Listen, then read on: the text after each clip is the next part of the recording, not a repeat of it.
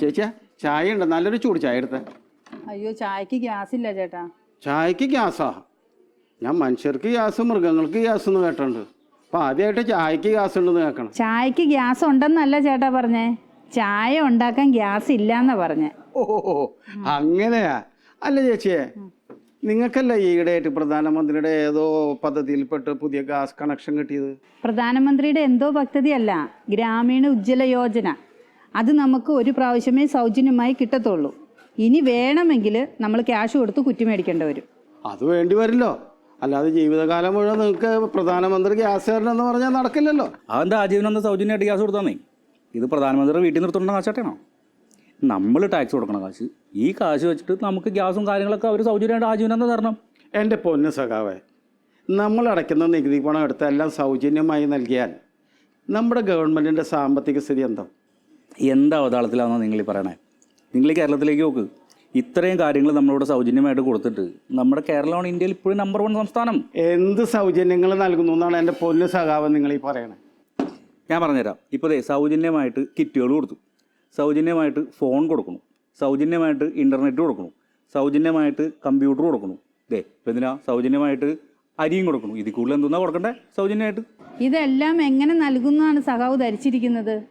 വിവിധ രാജ്യങ്ങളിൽ നിന്ന് വലിയ പലിശയ്ക്ക് പണം കടം വാങ്ങിയാണ് നമുക്കിതെല്ലാം സൗജന്യമായിട്ട് നൽകുന്നത്.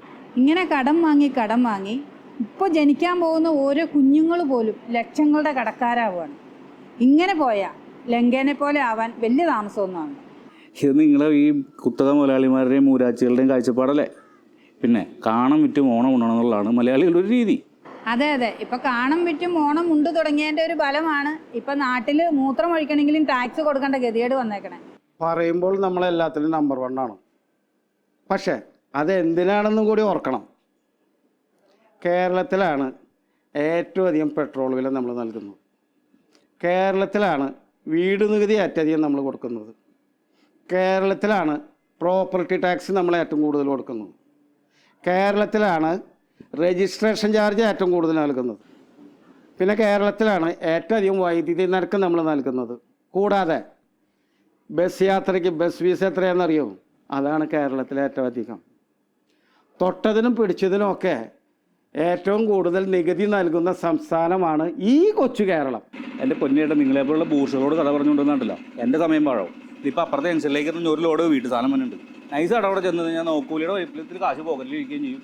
2 ദിവസം ഇനി പണിക്കും പോകണ്ട. അപ്പം എന്നാൽ ശരി, ഞാൻ പോണു.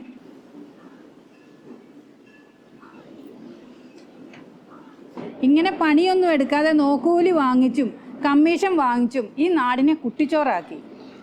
എന്തോരം വ്യവസായ സ്ഥാപനങ്ങളും കമ്പനികളും ഉണ്ടായിരുന്ന നാടാ ഇത്. ഇന്ന് മഷിയിട്ട് നോക്കിയാൽ പോലും ഒരു വ്യവസായ സ്ഥാപനങ്ങളും കാണാനില്ലാത്ത അവസ്ഥയിലെത്തി.